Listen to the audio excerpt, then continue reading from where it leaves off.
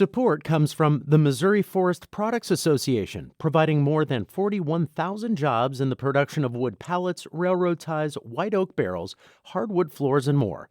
Details at choosewood.com. Welcome to St. Louis on the Air. I'm Don Marsh. There's renewed interest in Hamilton thanks to the hugely successful Broadway musical, soon to be seen on stage here at the Fox. Washington University history professor Peter Kastor has fashioned one of his courses around Hamilton the musical and Hamilton the man. His interest, how faithful the musical is to history. Peter Kastor, that is, joins me in studio. I'll get your name right one of these days, Peter. That's fine. It's a pleasure to be here. It's great to have you. Thanks for coming in on President's Day. Mm-hmm. Okay, Hamilton the musical. You've seen it. You have all of that groundwork plus your knowledge of history. In general terms, how faithful is the musical to history? The musical is actually very faithful to history, and there are certain things it does well. There are certain things it doesn't do as well, but the things it does well, it does really well. It captures Hamilton's personality very well. It captures the role that George Washington played as the first president very well. The other thing that is really impressive about it is it captures some of the complexities of the political culture. You know, it explains why Alexander Hamilton would fight a duel, why his son would fight a duel. Mm-hmm. It does that very well, and it explains some of the major policy arguments at that time quite well. How do you teach it? You're using the musical and the history book to teach it.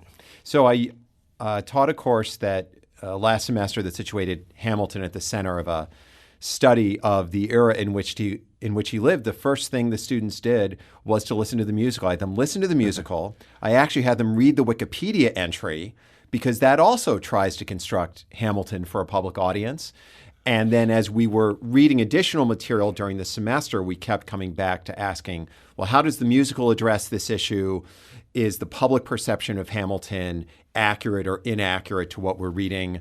And the students were very interested in it. Most of them had listened to the musical. Some hadn't. Some had seen it, but not all of them had. They just knew it was this thing that all Americans were interested in. You mentioned the perception of Hamilton when you're coming in to the studio today. The perception is fairly erroneous, isn't it? It is. My colleague Roddy Roediger, who has done this wonderful research on what Americans know about their presidents, reveals that a majority of Americans, if given the name Alexander Hamilton, think he was a president, and they believe that with very high certainty. But it's not surprising. He's on currency. His name somehow radiates he was one of the founding fathers, so it's not surprising people would think he was a president, even though he was not. We want to be listening to some of the music from Hamilton during our discussion here, but one of the things that will get us to the first number is, was Hamilton treated as, quote, the other because of the fact that he was born in the Caribbean and came to this country as a teenager? Well, I think actually not as much as the musical would have you think. The musical describes him repeatedly as an immigrant. Mm-hmm. But in his own time, he would have been understood as a migrant who had moved from one British colony to another one. He had moved from Nevis to New York. Mm-hmm. And there was a lot of movement within the British imperial system. And I think what mattered to the people around him was less the fact that he wasn't from the North American mainland, and more the fact that he came from these very modest circumstances. And a lot of the other founding fathers had been born to wealth. So he seemed odd in that way. But they didn't overtake him in terms of his ambition. He was ambitious from the get-go. He was very ambitious from the get-go. So they understood that. He was surrounded by ambitious people, and he was very ambitious himself. Is that what the song My Shot from Hamilton is all about? Well, I think that's the main thing it's about, but you and I were discussing that one of the wonderful things about the musical is there often are multiple elements to a song. So, of course, Hamilton will die from a gunshot. Mm-hmm. And you get a hint of that in the song. But yes, I think it's principally about his ambition and the fact that a lot of young men of his generation during the American Revolution thought, this is our time, this is our opportunity. Let's give a listen. I am not throwing away my shot. I am not throwing away my shot. Yo, I'm just like my country. I'm young, scrappy, and hungry, and I'm not throwing away my shot. I'ma get a scholarship to King's College. I probably shouldn't brag, but dag, I'm amazed and astonished. The problem is a lot of brains with no polish. I gotta holler just to be heard with every word. I drop knowledge. I'm a diamond in the rough, a shining piece of coal, trying to reach my goal. My power of speech unimpeachable. Only 19, but my mind is older. These New York City streets get colder. I shoulder every burden, every disadvantage. I saw something on YouTube yesterday in which they were suggesting that maybe what this was all about was the shots of whiskey that were on the table when this song is performed. It could be. I think that's part of it also. But it clearly, I think, represents his chance Absolutely. to be a part of the party, as it were. And a lot of Americans, a lot of British colonists and then Americans really felt that way, that at this moment of revolution, that there would be all of these new opportunities for them. One of the great rivalries during this time, of course, was Alexander Hamilton and Thomas Jefferson. What was the source of their friction? Sources. They agreed in the 1780s. There were actually a number of issues on which they agreed. And when they first joined Washington's cabinet, there were a lot of priorities on which they agreed. During the 1790s, they found that they disagreed on just about everything. They disagreed on domestic policy, foreign policy, and also what form the nation should take. Hamilton's vision for the United States started from this sense of urban economic development. He really wanted to see the U.S. grow and remain unified that way. Jefferson was just as committed to union, but he believed the basis for that should come mostly from rural America, from farmers, and the disagreements just flowed from there and eventually took form in the two political parties that they led. Hamilton became the leader, eventually, of the Federalist Party, and Jefferson became leader of what was eventually known as the Republican Party. How did the banking and finances work its way into this relationship?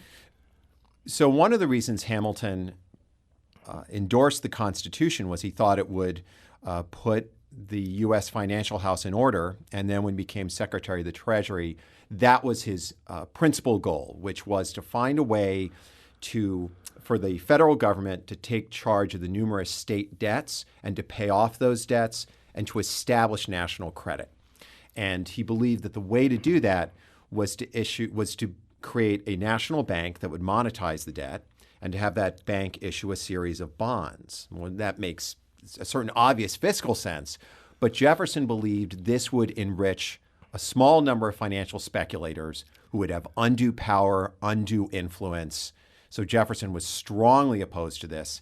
Hamilton just as strongly believed it was absolutely necessary for the survival of the country. They knocked heads on this more than once, did they not? Absolutely. And at the end of the day, Jefferson's political vision won out, but Hamilton was spot on about this. In 1787, these bonds that Americans had produced were trading well below par. By the mid-1790s, American bonds issued by the federal government were trading above par. This is not generally the stuff of Broadway musicals, by the way. No, but that's one of the things the musical did so well. I've met people who see this musical and they come out knowing about the great financial arguments of the early 1790s. There's a pretty good scene in the musical of a cabinet meeting in which Jefferson and Hamilton did knock heads on this. Set that up for us, if you would. Okay, so in 1790, there was a big argument about whether Hamilton's financial plan was not only good for the country, but whether it would have political support. So not only was Jefferson opposed to it, but so was James Madison, who was a very powerful congressman at that time from Virginia. And this argument went on, and eventually Washington brokered a meeting that resolved this. But the way the musical does it is to treat it like it's somewhere between a boxing match and a public debate. And George Washington, the referee, I guess, because exactly. he begins this. The issue on the table. Secretary Hamilton's plan to assume state debt and establish a national bank.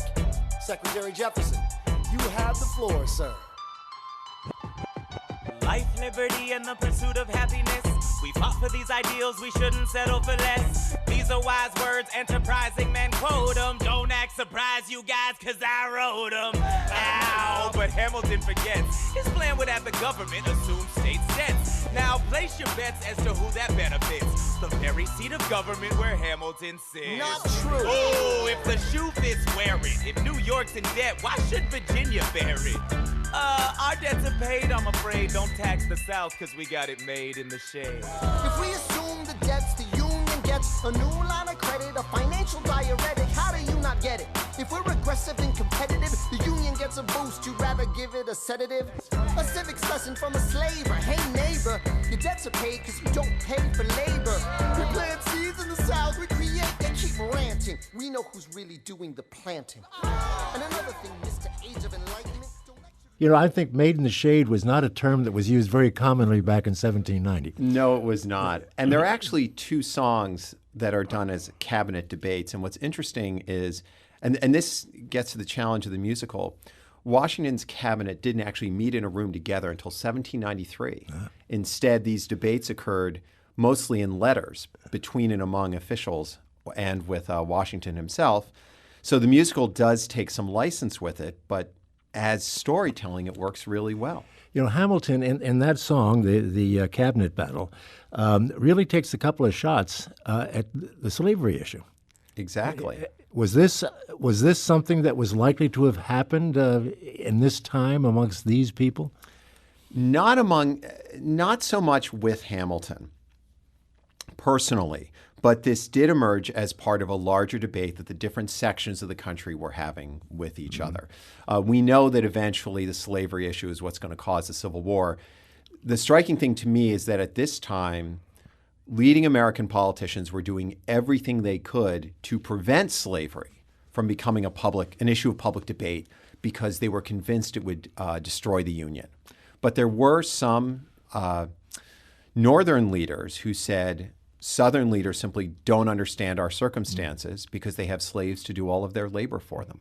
Not a whole lot of discussion about slavery in the Constitution. There was some argument about it. What ends up happening is that slavery is always present during the constitutional debate. Mm-hmm. And the way many historians look at it is slaveholders got a terrific constitution because it protected their right to own slaves and created a union that was strong enough to preserve slavery. We're talking with Professor Peter Kastor of Washington University. He taught a course last semester on Hamilton the Musical and Hamilton the Man. That's what we're talking about. We'll continue our conversation in just a moment with more music. This is St. Louis on the Air on St. Louis Public Radio, 90.7 KWMU.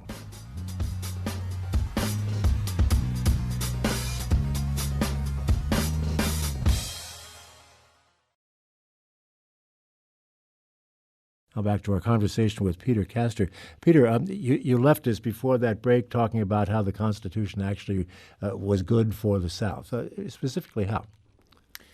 Well, first of all, it didn't provide any provisions for the elimination of slavery in the United States. There was the provision that 20 years later, Congress could, if it chose, eliminate the foreign slave trade. Also, the 3/5 clause is crucial, which that was the principal source of anger to Northern politicians, which was their belief that that slave states were overly apportioned with congressmen because slaves would count towards apportionment, even though enslaved African Americans did not have citizenship rights. The other thing the Constitution did by creating a strong federal government was to create a system that could preserve slavery. Slavery depended in part on a government that could keep it stable and enable it to expand. And that was only possible to some degree with central authority. I would like to invite listeners to come into this conversation. If you have questions about Hamilton the Man or Hamilton the Musical, give us a call at 382-8255. That's 382-TALK. You can send us an email to talk@stlpublicradio.org, or we'll certainly take a tweet at STL on air. How did the compromise come about exactly to resolve some of these issues, particularly the issue of credit and finance?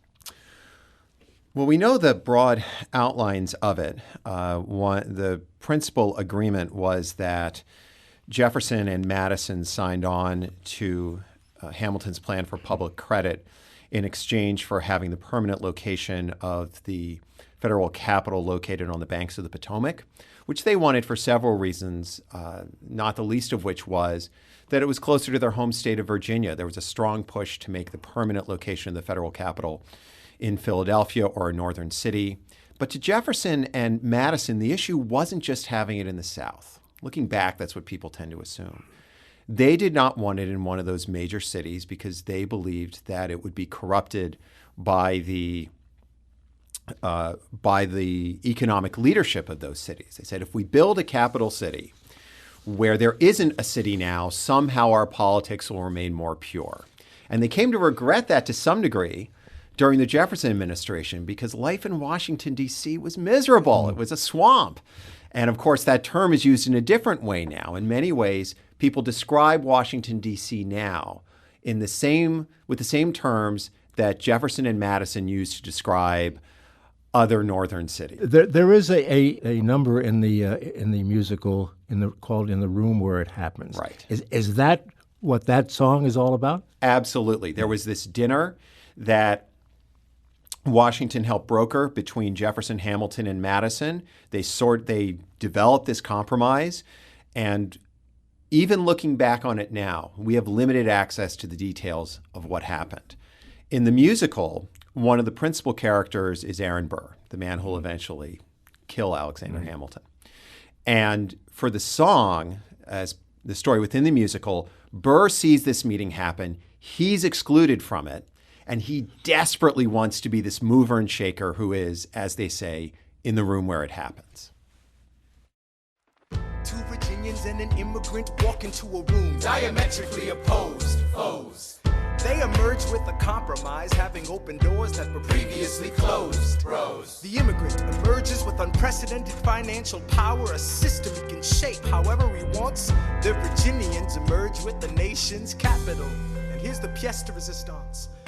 No one else was in the room where it happened, the room where it happened, the room where it happened. No one else was in the room where it happened, the room where it happened, the room where it happened. No one really knows how the game is played, the art of the trade, how the sausage gets made. We just assume that it happens, but no one else is in the room where it happens. Just another slight for Aaron Burr to have to endure, huh? Exactly. And a very timely song. We often wonder what goes on. Now we talk about smoke-filled rooms. Rooms then were less likely to be smoke-filled, but there is still the same secret nature of those conversations. And we do hear many references to watching how the sausage is made. Can be Exactly. pretty distasteful in many ways, can't it? Exactly. Yeah. The ultimate slight, though, is the fact, again, correct me if my history is wrong here, but didn't Hamilton endorse Jefferson for president over Burr, and that was the real problem?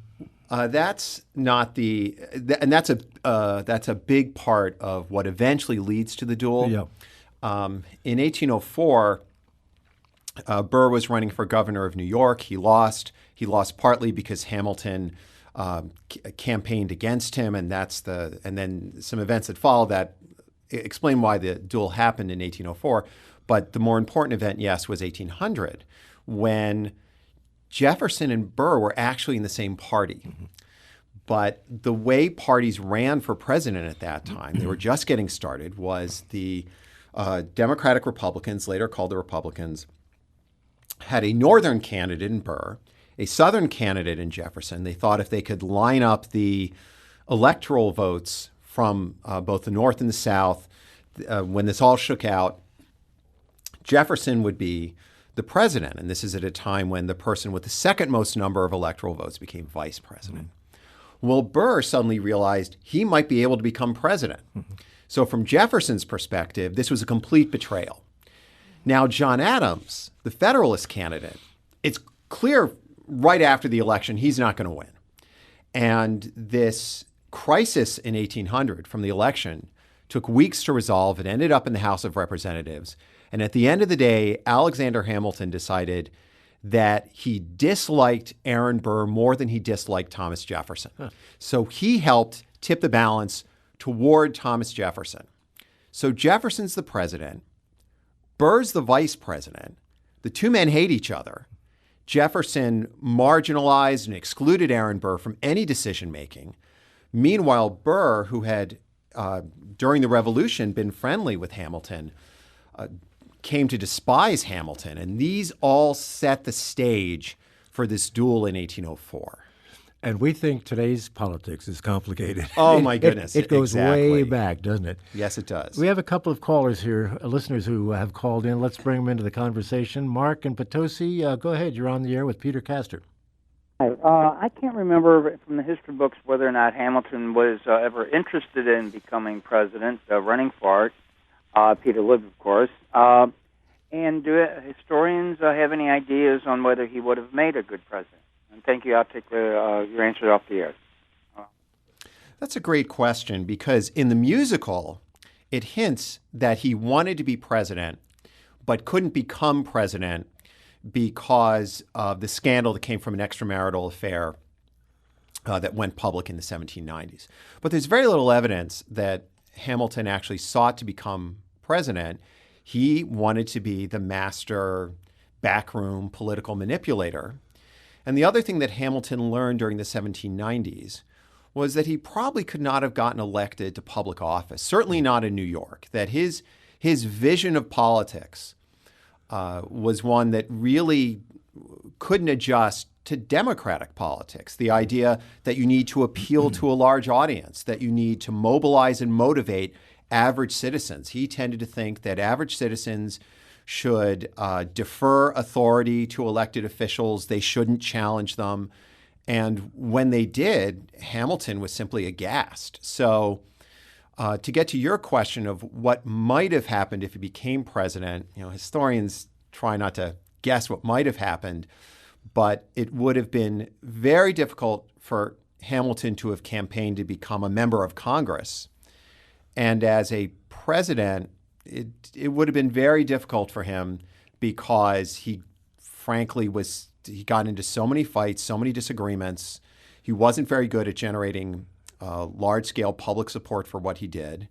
He worked most effectively when he was first the Secretary of the Treasury. He was highly effective in that appointed role. And in the late 1790s, he was the leader of the Federalist Party. And he actually actively undermined John Adams, the Federalist president, when Adams would not do what Hamilton wanted. And this is something the musical doesn't even touch on. Could he have been elected president? He was born in the West Indies. True, but he was in the places that became the United States before the Declaration of Independence. So, for example, in 1808, his eventual successor as Secretary of the Treasury, Albert Gallatin, had been born in Switzerland. And he wanted to be Secretary of State, which was the stepping stone to being president. And people said, we don't want him to be president.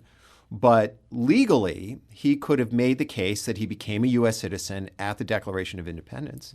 And Alexander Hamilton was a British subject. In 1776, he was living in New York. Let's bring in another caller. John joins us from Oakville. Thanks for waiting, John. You're on the air.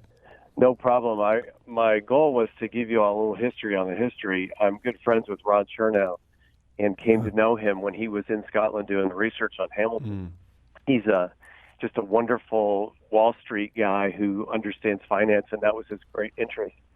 As he was writing Washington, we were visiting, and he told me that a young, crazy guy came up to him, this hip-hop artist, talking about doing Hamilton. And I said, Ron, boy, that sounds great to get the word out. And the genius of Miranda has been to take an amazing historian's tale and to bring it to the public. I think it's been fantastic. And Ron needs to be read by everyone. He's written about the Wahlbergs and Rockefeller and Grant recently. So truly a spectacular historian. It's a shame that more of us don't get him.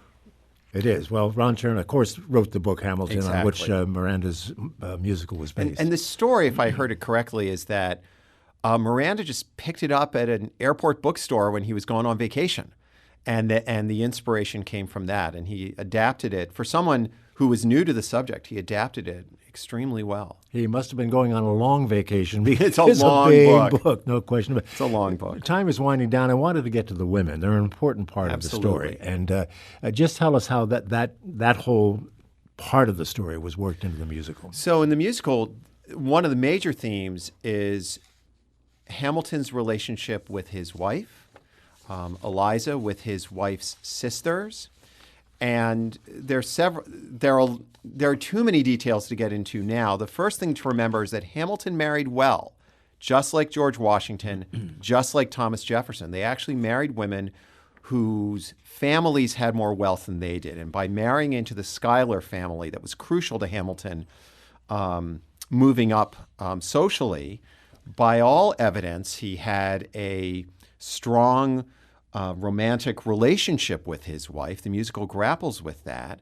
But there are also indications that he had some kind of a romantic affection for his wife's sister. And we know that Hamilton had an affair in the 1790s with Maria Reynolds. And her husband wrote a pamphlet that was critical of Hamilton as Secretary of the Treasury, accused him of breaking all kinds of rules. Hamilton wrote a defense pamphlet that was something like 200 pages, going chapter and verse through why how he had not broken the public trust. And then at the end of it, he said, "Who is this man to accuse me? He's only done so because I had an affair with his wife." So Hamilton would rather go public with the affair, humiliate his own wife, rather than open himself up to accusations of public malfeasance. So his relationships with the women in his life were very complicated. But after he died, Eliza Hamilton, who had endured her husband's death by duel, her oldest son's death by duel, had this not only a long life afterwards, but accomplished a great deal as a widow. Well, it's so nice talking to you, Peter Kastor, about the musical Hamilton and the man Hamilton. Again, it's coming to the Fox Theater in just a matter of weeks now, but thank you so much for being with us and telling us about that. Oh, it was a pleasure to be here. This is St. Louis on the Air on St. Louis Public Radio, 90.7 KWMU.